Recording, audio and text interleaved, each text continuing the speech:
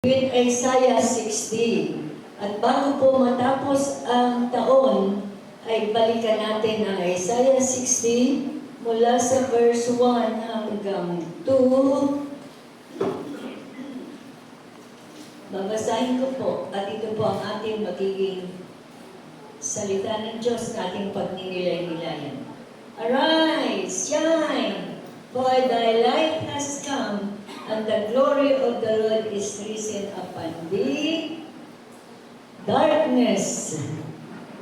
Asa na? 2.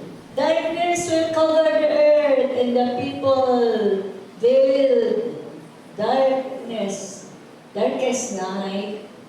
But the Lord shall arise, and His splendor will appear over you. Amen. Hindi po natin maikakaila na hindi lamang sa Pilipinas tayo nakadaranas ng kung ano-anong mga kahirapan at kaguluhan. Sa ating pong pagninilay-nilay sa salita ng Diyos ngayong umaga, ay makikita po natin meron tayong pag-asa. Amen! Sabihin nga po natin, pag-asa! Pag-asa! Dahil hindi po tayo nakatingin sa mga nangyayari sa ating kapaligiran, we do not focus on the catastrophe that is happening around the world. At hindi rin po tayo, we do not depend on our leaders sa Pilipinas. Kakaiba po ang Pilipinas kasi ang problema po ay nasa atin ang panguluhan sa ating mga gobyerno. So, wala po tayong pwedeng gawin kundi tayo po ay tumingala sa langit. Sa Salmo 121 ay nagpapahayag po dito na I will lift up my eyes to the hills, from thus my help cometh from. Kailangan po ay sa Diyos, sa kaitaasan tayo tumingin. Hindi po tayo titingin sa nangyayari sa ating kapaligiran, kundi ang ating focus, ang ating pag-ibig, ang ating pananampalataya ay nakasalig sa Diyos na kung saan siya ang pwedeng gumawa ng mga milagro at himala na magkaroon ng kalutasan na lahat nangyayari sa ating buhay, sa ating sambayan, sa ating komunidad, sa ating bansang Pilipinas, at sa buong mundo. My help comes from the Lord, the maker of heaven and earth. Amen. Meron pong pag-milagro na inihanda ang Panginoon. Kailangan lang ay maunawaan natin, marinig natin, panampalatayanan natin, at ipamuhay natin. Ang pag-aaralan po natin ngayon ay pag-asa na tayo po ay we will arise. Philippines, arise! Gumising ka, Pilipino. Claim your spiritual heritage. Tanggapin natin, angkinin natin ang spiritual heritage na pinagkaloob na sa atin ng Diyos. Kaya hindi po natin ito ang natatanggap, mga bagay na hinihanda na ng Diyos sapagkat hindi natin alam. Di po ba sinasabi, mabuti ang may alam. Dahil kung meron tayong alam na mapanghahawakan natin, hindi po tayo malilinlang, hindi tayo madadapa, hindi tayo babaksak. Ang ating pong panalangin para sa bansang Pilipinas ay maunawaan ano ba ang dapat nating panghawakan galing sa Diyos para sa ating buong bansa. Sa ating pong pag-aaral ngayon ay ating maunawaan na we have solid foundation where our faith is anchored. Ating pong papag-aralan ng ating pananampalataya ay nakabase, it is founded in the Word of God and in the history of Israel. Makikita natin na sa simula pa lamang ay meron ng inihanda ang Diyos na kakaibang biyaya para sa bansang Pilipinas. Handa po ba kayong malaman? Amen. Mahina po ang amin. Sa unang hari, 1 Kings 10, babasahin ko po from 8 to 12. 1 Kings 10.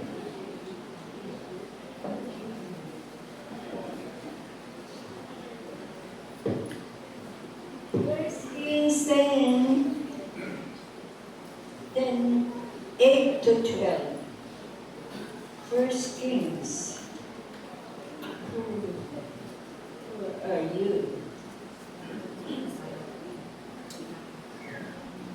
Happy man. First Kings. Nasaan na? First Kings 10.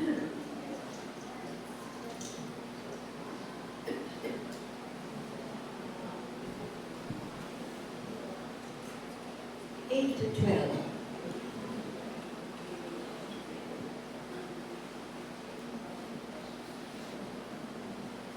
First Kings 10.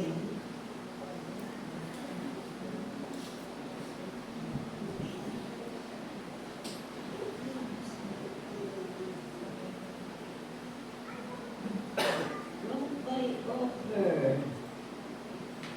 10 to 8. Bakit hapis naman?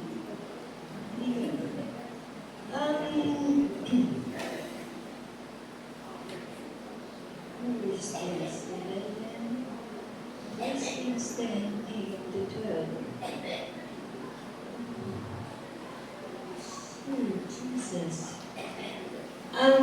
The word declares, first instinct, brought from Ophir, gold,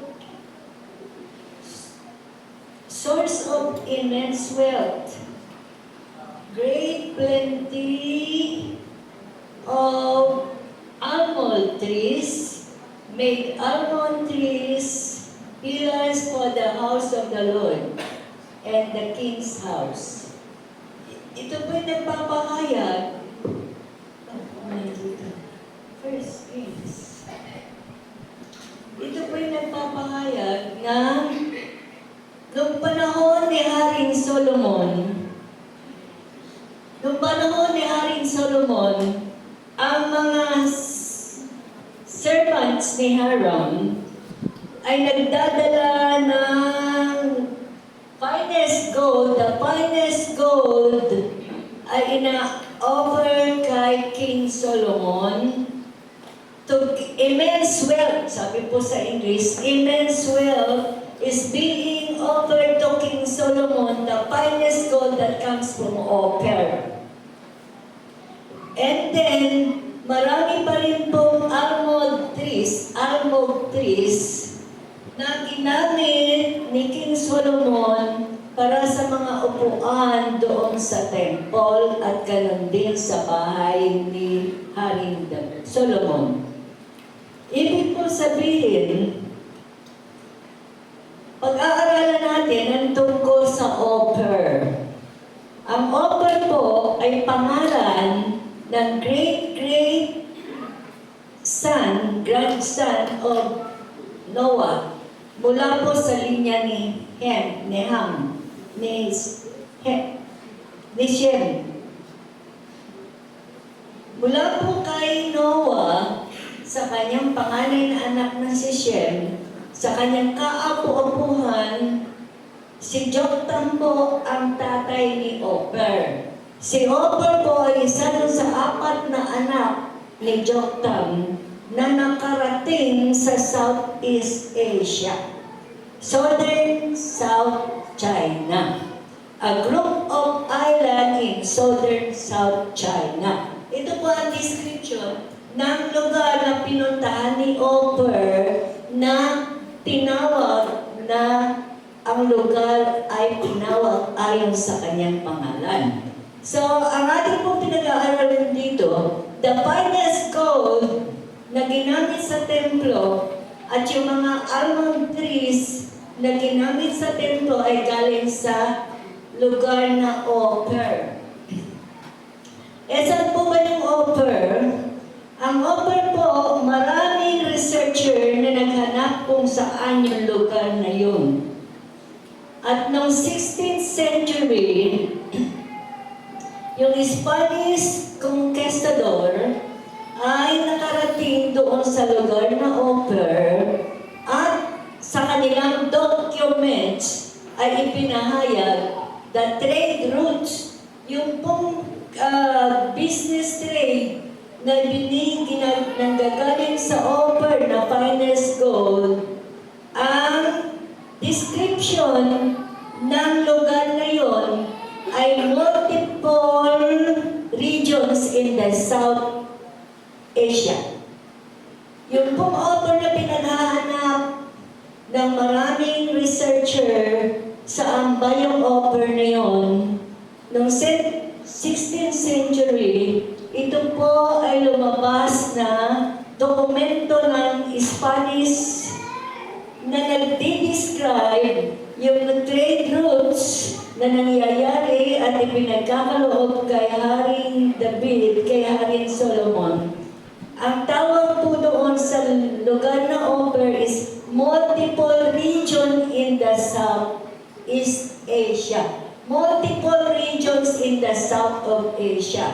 Kasi po, akala nila, pwedeng Japan yun. Pwedeng Malaysia, pwedeng Indonesia, or pwedeng Singapore. But, this description na inilabas ng 16th century ay nagpapahayag na ang Ophir ay mayroong multiple islands in the South Sea. At wala pong ibang nation na pwedeng sumagot sa description na ito kundi ang ating ngayong Pilipinas.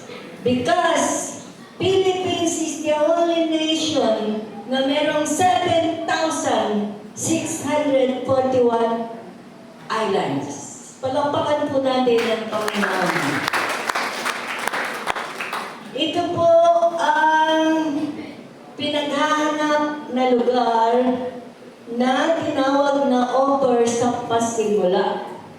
Noong po 17th century, the Spanish documents, yung pong Espanyol na documents na nagpapahayag na mula sa Islas Pilipinas, yung gold na galing sa Islas Pilipinas ay the same value o the same quality that the fine gold na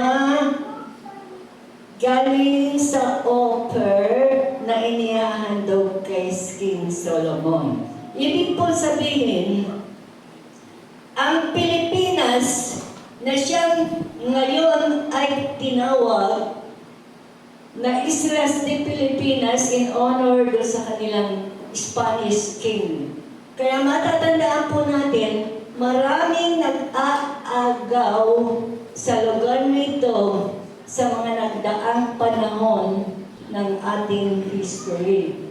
Ngunit dahil mayroong maganda o dakila at spiritual heritage ang Pilipinas, tayo po ngayon ay nabubuhay sa kalayaan at kayamanan at kaliwasaan. Bagamat ngayon ay hindi natin nakikita, pero ang ating pong pinag-aaralan ngayon ay upang tayo magkaroon ng matatag na pananampalataya na tayo ngayon kahit dinagdadaanan natin ang ganitong hirap o kaguluhan, hindi po tayo pababayaan ng Diyos dahil meron po tayong spiritual na mamanahin.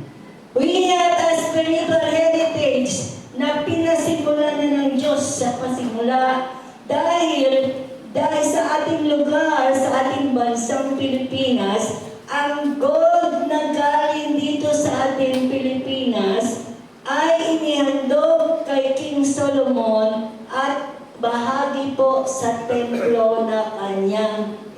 natatag sa pasimula pa lang. Ibig sabihin, kahit sa Old Testament po, ang ating contribution sa naganap sa Old Testament ay mahalaga. Mahalaga po yung gold na galing sa offer, the present-day Philippines, at yung pong almond tree, ang tawag po doon sa almond tree, wala pong iba kundi yung ating Nara tree, na bahagi ng ginanap na mga upuan sa templo. Kaya meron po tayong great contribution in the building of the temple during the times of Solomon. Ay di nakikita po natin na kung paano meron na tayong representative, meron tayong contribution doon sa temple na ginawa ni Haring Solomon. Hindi po tayo pababayaan ng Diyos. Amen. We have a great contribution even in the history and even in the building of the temple during the times of Solomon. Meron na po tayong mahalaga, importante, at mayamang contribution sa history ng bansang Israel at ng buong mundo. Amen! Palakpakan po natin ang Panginoon. We are part of the great plan of God for the whole world and for the end times. Ito pong kapraso lang po itong pinapahayag ko. Pero doon sa gustong mag-research, pwede po kayo mag-research. Meron pong title na nakalagay, Offer is the first name of the Philippines. And then, yung pong plano ng Panginoon, alam natin, God's plan and purpose for everything will never be thwarted. Yung plano po ng Diyos para sa bansang Pilipinas ay kanyang ipinagpapatuloy. Meron po tayong malaking contribution, malaking tulong, malaking ginaganap sa kasaysayan ng bansang Israel. Pinasimulan ng Diyos na ang gold na galing sa offer ay inihandog at ginamit sa templo. Ganon din yung mga narratrice natin ay ginamit ng mga upuan sa templo at sa bahay ni Haring Solomon. Ibig sabihin, malaki na po ang contribution natin sa history ng bansang Israel sa kaharian ni Haring Solomon. Noong pong 1948, ang United Nations ay nagbigay ng consensus. Group of nations made a consensus whether they will agree that Israel will be considered as a nation. Ang United Nations po ay nagkaroon ng pagtatanong, consensus, sa mga bansa sa ating kapaligiran. Papayag ba kayo na ang Israel ay maging isang recognized na bansa? Ang dumating po na sagot na no, at yung pong dumating na sagot na yes, ay patas. So, hindi po maging bansa, hindi ma-recognize na bansa ang Israel dahil patas po ang boto. But, ito po ang contribution pa ng Pilipinas. Noong pong ating kapanahunan ng si Ambassador Carlos P. Romulo, nang dumating po ang boto ng Pilipinas, kung papayag ba ang mga bansa na maging recognize ang Israel na maging bansa? Ang boto po ng Pilipinas ay yes!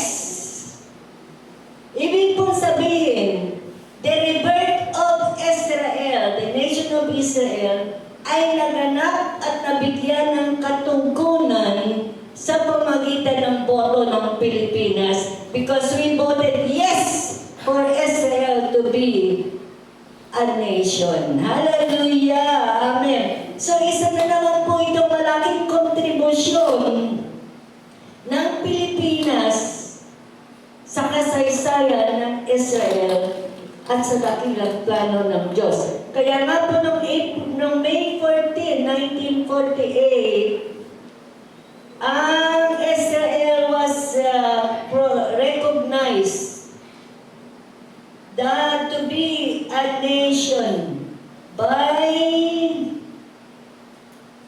David Ben-Gurion, a great assembly, General Assembly of the United Nations made this resolution. Si David Ben-Gurion po, noong May 14, 1948, diniklara niya sa buong mundo na ang bansang Israel ay isa ng buong bansa na ngayon ay tinatawag na Israel. Ibig pong sabihin, ang boto ng Pilipinas ang nakapagpasya na ang Israel ay kilalanin na isang nasyon.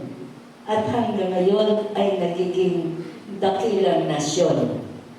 So ito po ang pangalawang heritage o mga ginaganap ng Pilipinas. Hindi lamang para sa bansang Israel, kundi para sa lahat ng Hudyo. Alam po natin na ang Hudyo ay bayan mga tao ng Panginoon. Noong pong panahon ng Holocaust sa Germany, ang kanila pong plano ay lipulin ang mga Hudyo. At ito po ay napagtagumpayan nila gawin sa mga nahuli nila at nadakip nila, na-capture nila ng mga Jews that's in Germany. Pero meron pong nakatakas na 1,200 Jews at sila ay sumakay sa bangka. Nakarating po sila sa Pilipinas. They came to Manila Port at the time of our President Manuel L. Quezon. At si Manuel L. Quezon po, buong puso niyang tinanggap ang 1,200 Jews na nakatakas mula sa Holocaust. At siya po mismo ang nagdesisyon na ipagkaloob sa mga Hudyo ang kanyang personal property sa Marikina. Meron po akong nakausap at itinuwento ko ito. Ako po ay inimbita sa isang simbahan sa Marikina. At sinasabi po nila na kaya pala maunlad ang Marikina is because tinangkilik ng bansang Pilipinas ang mga Hudyo na nakatakas mula sa Holocaust. At totoo po na nararanasan natin ang biyaya ng Diyos sa ipinangako ng Panginoon kay Abraham na sino man ang magpapala kay Abraham ay pagpapalain ng Diyos. Ito po ay nangyari, ako po ay nagugulat, katulad ng kinikwento ko sa inyo, na bakit laging sumusunod sa akin ang pagpapala. Doon po sa Iloilo, meron po kaming tinutulungan na senior citizen na kung umaga na may dumarating na mag-iisda, bibili po ako ng 1 kilo at ibibigay ko sa kanya yung kalahati, sa akin ang kalahati. Ngayon, kung ako naman po hindi kaya magluto at ako may pupuntahan, sasabihin ko sa kanya, lutuin mo na lahat, pagbalik ko na lang, saka may ibigay sa akin yung kalahati. At matagal na po kami sa Iloilo, hindi ko po alam na siya pala ay isang Hudyo. Hallelujah! Nahihiya po siya na sabihin na siya Hudyo kasi naririnig niya simula, ako rin po, narinig ko yun. Pag ang bata ay salbahe, anong sinasabi ng matatanda? Para kang Hudyo. Kaya takot po siya o nahihiya siya na sabihin siya ay Hudyo. Kaya po nung malaman niya na merong istorya ang Hudyo dito sa Pilipinas na inangkin at tinanggap at tinulungan ni President Manuel Quezon, nagpakilala na po siya sa akin na siya ay Hudyo. So tayo po ay maraming nakikita mga Hudyo dyan. Bali hindi lang nila sinasabi. At samantalang tayo ay nagiging mabuti sa kanila, alam po natin na ang pangako ng Diyos ay matutupad at magaganap sa ating mga buhay. Hallelujah! Ito po ay pinag-aaralan natin upang sa gitna ng kadiliman na nangyayari sa mundo at ganun din sa ating bansang Pilipinas, meron po tayong solid foundation na pinanghahawakan. Meron po tayong sandigan. Meron po tayong sandigan mula sa salita ng Diyos. Meron tayong sandigan mula sa history ng ating bansa. At ano yung naging contribution natin sa in the Bible, hallelujah, nasulat na ang pangalan ng Pilipinas. The present day Philippines is the author of the old times. Kaya naman, tayo po ay pinagpapala. Hindi man natin nakikita ngayon, tayo po ay pinagpala na. Ito po ang pangatlo na kontribusyon ng Pilipinas sa bansang Israel. About 15 years ago, ang mga Hudyo po sa bansang Israel ay nagtayo ng monumento. At ang monumento na yon ay para sa Pilipino. Ang tawag po nila doon sa monumento is Filipinos are righteous person. Hallelujah. Yun po ang title ng monumento na nasa Holy Land bilang pagpapasalamat, bilang pagkilala sa mga Pilipino na tayo po ay maraming naging kontribusyon para sa bansang Israel. Amen! Palakpakan po natin ang Panginoon. At dahil nga po tayo ay maraming bahagi sa history ng Israel at sa iba, kahit na sa kapanahonan ni Haring Solomon sa paggawa ng kanyang temple, tayo po ay tinawag na righteous person. Sabihin nyo nga sa katabi nyo, ikaw ay taong matuwid. Ikaw ay taong matuwid. At dahil tayo po ay mga matuwid, marami pong biyaya ang Diyos na pangako para sa taong matuwid. Okay. Psalm 58:11.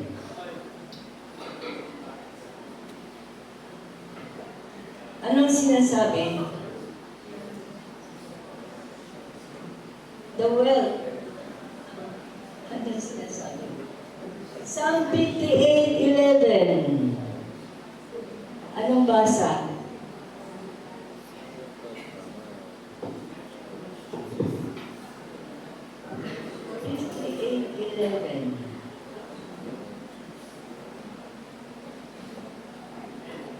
Then man will say, surely the righteous will still are rewarded. Surely there is a God who judges the earth. Surely, sabihin nga po natin, surely the righteous will be rewarded.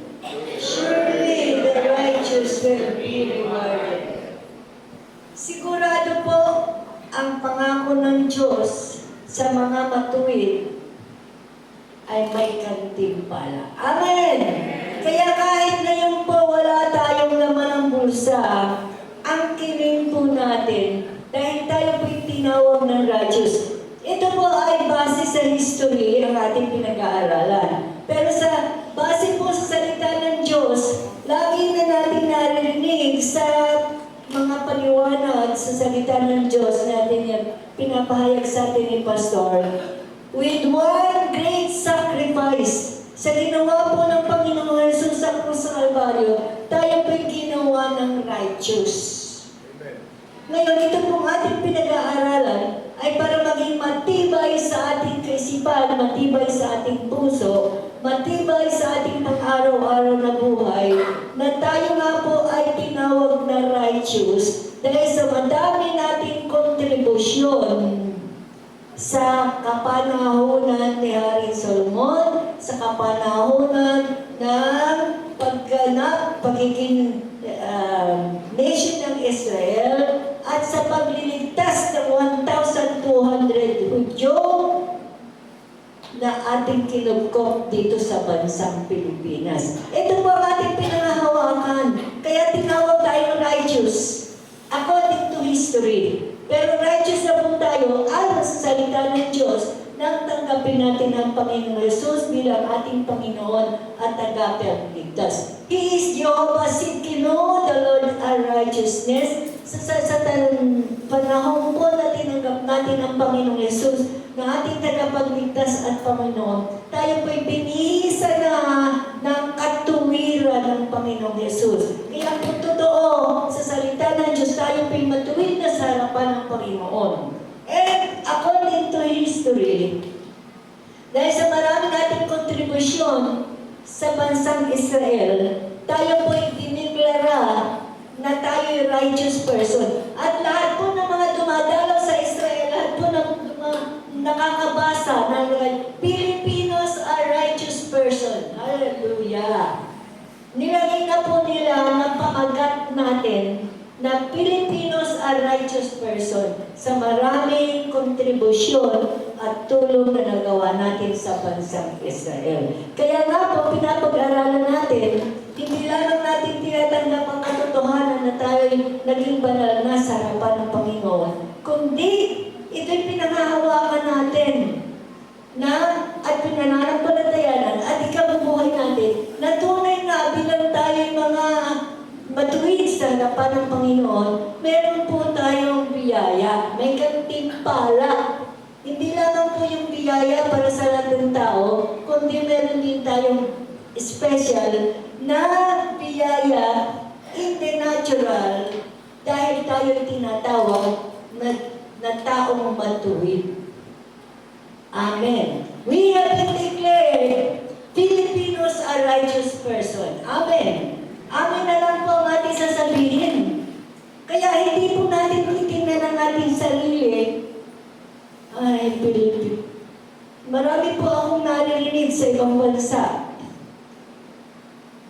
na iba ang sinasabi tungkol sa Pilipinas. Lagi nilang kami compare sa ibang bansa. Pero hindi po dapat ganun. Dapat magpasalamat tayo na tayo mga Pilipino. Hindi natin dapat ikahiya. At angkinin natin ito, na tayo'y tinagurian, tayo'y tinawag. Filipinos are righteous person sa maraming kaparaanan na ating naitulong sa bansang Israel. And we have to live by it, we have to accept it, and we have to prove to the world that truly we are righteous people. Filipinos are righteous person. Amen! Palakpakan po natin ang Panginoon. Hallelujah! Okay, Psalm 37 verse 25. 37 verse 25. Ito po ang pangako ng Panginoon para sa atin. 37, 35, 25. I was young and now I am old, yet I have never seen the righteous forsaken or their children begging bread. We will never be forsaken. The righteous person will never be forsaken. Hindi po tayo pababayaan. Amen.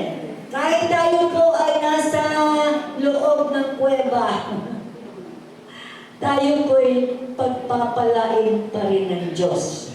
We will never be forsaken. So kahit po tayo ini-forsake o tinakwil ng ating kapitbahay, kahit nga po tayo tinakwil ng ating mga magulang, nakalagay din po yun sa Salmo, even your father or your mother forsake thee, but I will never forsake you. Amen. Hindi po tayo pababayaan ng Diyos. Ito po ang pangako niya para sa mga taong matuwid at tayo po'y tinawag na mga matuwid. Psalm 34, verse 25, tapos na. Psalm 92, verse 12.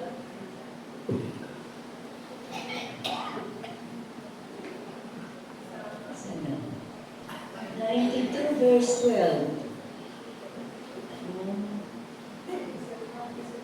The righteous do forest, hallelujah, like a palm tree. Tayo po'y nananagana, tayo po ay mamumunga.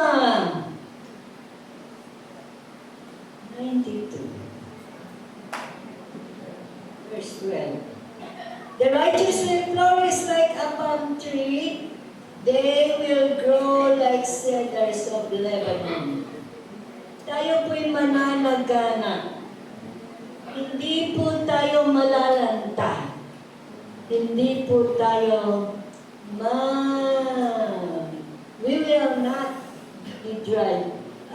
Meron po the righteous are like the tree that is planted near the rivers of water, that we bear fruit in due season, that our leaves never run dry, and everything that we do prospers. Yun po ang sa Salmo 1. Tayo po ay katulad ng puno na nakatanim sa gilid ng batis at tayo po'y mamumunga. Hindi po tayo apektado ng climate change. Tayo po'y mamamunga sa kapanahunan at tayo po ay everything that we do, lahat po ng ating gagawin ay bibigyan ng Diyos ng kasaganahan. Everything we do, ibig sabihin po, tayo mga righteous person, tayo po'y may gagawin. Hindi po dahil tayo tinawag na righteous at tayo, we will never be forsaken and we will be blessed. Hindi naman po tayo uupo na lamang. Huwag po nating upuan ang biyaya. Kailangan po ito ay isapamuhan natin, ikilos natin upang tunay na biyaya ay sumunod sa atin. Dahil ang biyaya po hindi po hinahanap. The blessing will overtake us, sabi po sa Deuteronomy 18. Ang biyaya po ay hahabol sa atin. Hindi po tayo ang hahabol sa biyaya ng Diyos. Dahil pangako na po ng Diyos, ibig sabihin, hahabol sa atin kasi tayo lumalakad, tayo tumatakbo. Eh kung nakaupo ang Pilipino, kahit sinabi mong righteous ka, ay lagi ka namang nakaupo, walang hahabol sa'yo. Kasi nakaupo ka lang eh. No? So, kailangan tayo kumilos. We will never be forsaken. And we will be like the tree planted near the rivers of water, that we bear fruit in due season, and our leaves never run dry, and everything that we do prospers. Lahat ng ating pong gagawin ay bibigyan ng Diyos ng katugunan. Kaya simulan na po natin gumawa, simulan na po natin humakbang, so that the blessing of God will overtake the righteous. Amen. Eh, bakit ka nagtatanong? Kaya tagal ko nang umaatin sa church na yan. Wala namang nangyayari. You have to do. You have to walk the walk. Hindi nakaupo ka lang sa biyaya ng Diyos kasi sabi, the blessing of God will overtake us. Kailangan tayo yung lumakad, tumakbo, ayon sa takbuhin na ibinibigay sa atin ng Panginoon. Ito pa po, Proverbs 15:16. Panghawakan natin ito. Ito, on the house of the righteous, there is much treasure. Okay. In the house of the righteous, I must treasure. Sa ating daw pong pamamahay, sa ating pamumuhay, ay maraming biyaya. Marami, hindi po tayo magkukulang. There is much treasure in the house of the righteous. Ibig po sabihin, there is much treasure in the house of the righteous, pwede na tayong mamigay. Amen. Amen po ba? Amen. Ang biyaya po ng Diyos na pinupuno niya sa ating bahay at sa ating mga pamumuhay ay hindi para upuan lang natin o higaan natin. We have to be generous. Kasi alam po natin, ano yung ating itinanim? Ito ay babalik sa atin ng mas maraming ani. So kailangan itanim natin. In the house of the righteous are treasures forevermore. Kailangan po itong treasure na ito. Ano nga po yung treasure natin? May treasure tayo na marunong maganda ang ating boses, pwede tayong umawit. That is treasure na pwede natin ihandog sa Panginoon. Pwede natin gamitin sa church. Bawat isa po sa atin ay merong katangian. Sabihin nga po natin, katangian. At dapat natin gamitin para sa pagpupuri sa Diyos at para sa kabutihan ng ating kapwa.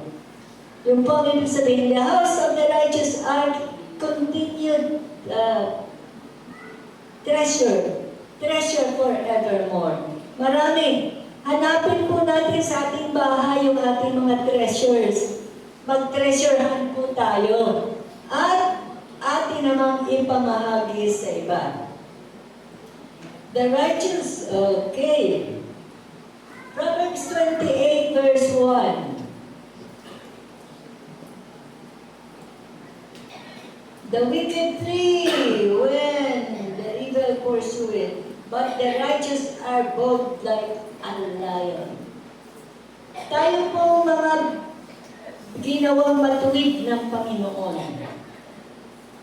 Tayo po ay matapang.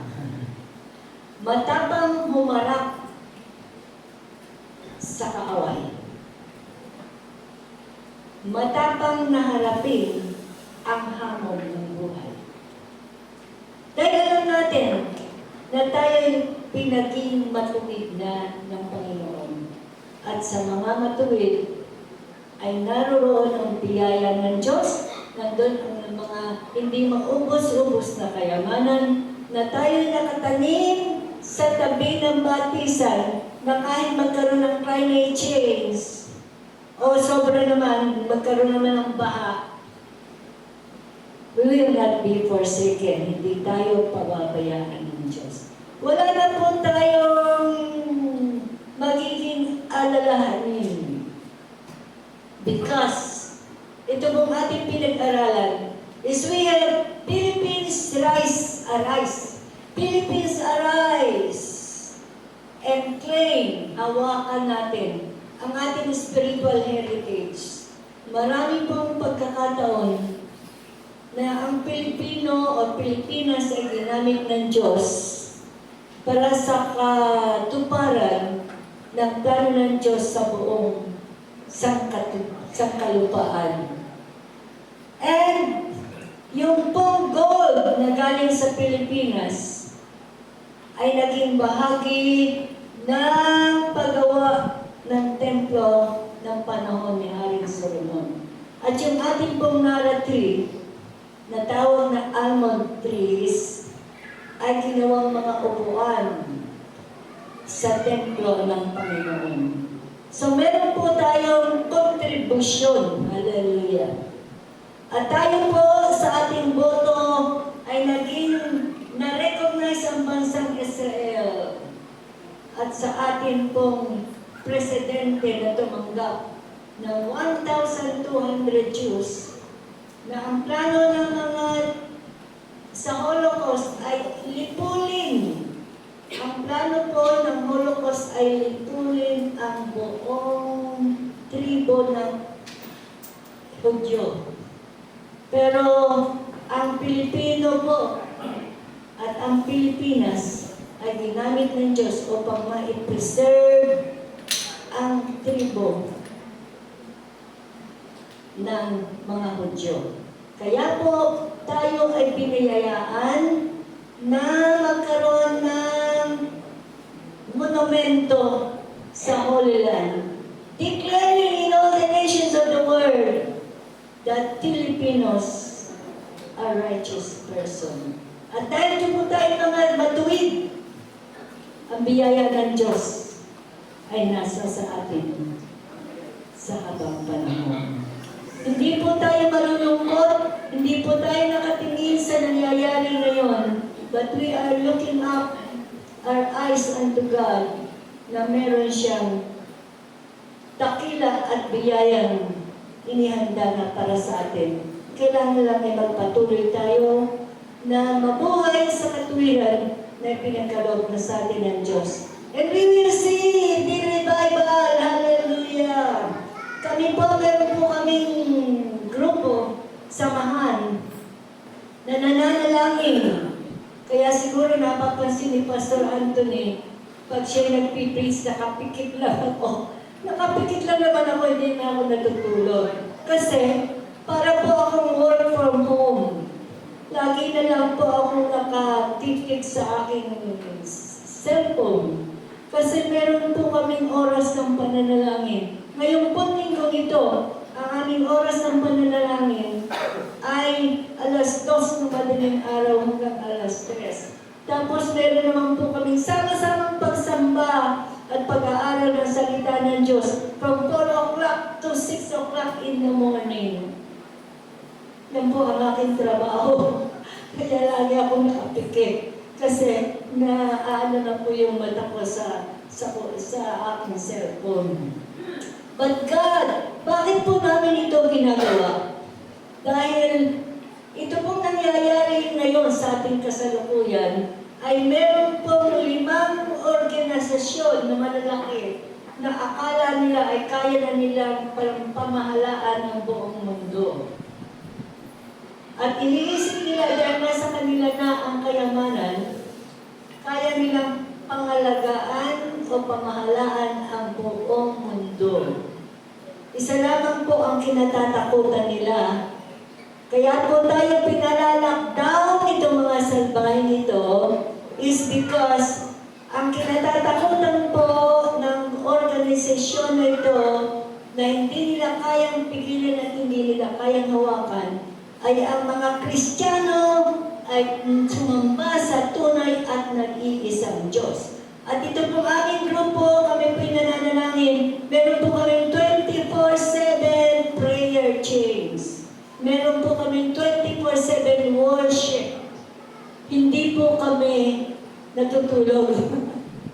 Wala na pong kain, wala na pong tulog. Dahil alam po namin ang kahalagahan ng pananalangin at pagsamba na kailangan ay tuloy-tuloy na ipagkaloob natin sa Panginoon upang itong gawa ng kaaway, itong climate change, itong mga bagyo-bagyong ito, mga bagyo-bagyo ito, mga kung ano, mga lindol na yan, ay maiwasan at maiwasan.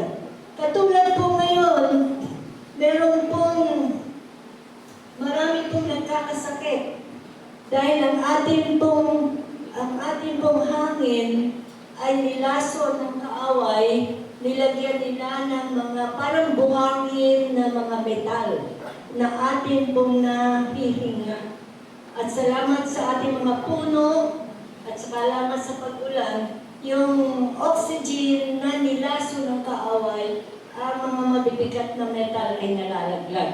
Kaya po, marami pong may sakit na nahihina yung lason na galing sa oxygen na nilagyan ng kaaway. Kaya tayo po'y mag-iingat.